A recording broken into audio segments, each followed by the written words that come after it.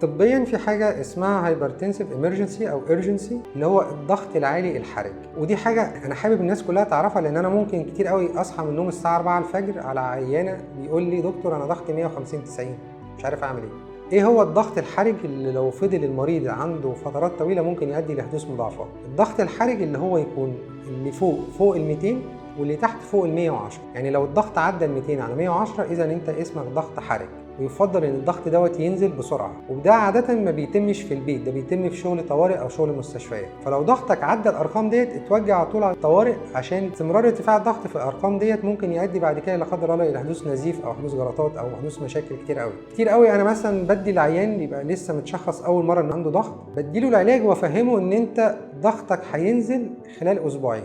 انت لو قست ضغطك وابتديت تاخد الدواء هتقعد على الاقل اسبوعين عشان الضغط يبتدي ينزل. يقول لي طب مش خطر؟ اقول له لا مش خطر ولا حاجه. انا بيبقى التارجت بتاعنا والهدف مع مريض الضغط ان انا ازاي اوصل بيه باقل جرعه دواء ان انا يبقى ضغطه باستمرار في المعدل الطبيعي. انما فكره ان انا هو ينزل على طول ديت سهله، ده انا ممكن ضغط عيان من 200 انزله ل 90 60 اقل من كده كمان، بس هي مش دوت التارجت اللي المفروض العين يوصل.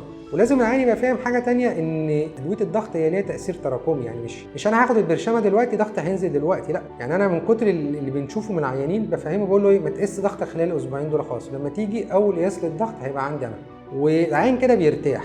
تخيل انت لسه متشخص انت عندك ضغط وخدت البرشام، انت هتقيس ضغطك طالع نازل طالع نازل، تقيس ضغطك. البانيك اللي انت فيه دوت والخوف ده كفيل لوحده ان هو يرفع ضغطك. فالعين يبقى مطمن ان ضغطك كده كده بدل ما احنا عرفنا ان في ضغط وبنتابعه خلال اسبوعين 3 هيبتدي ينزل معانا طول ما احنا في المعدل اللي مش حرج اللي احنا قلنا عليه ونفكر نفسنا بيه، اللي هو فوق ال 200 وتحت فوق ال 110.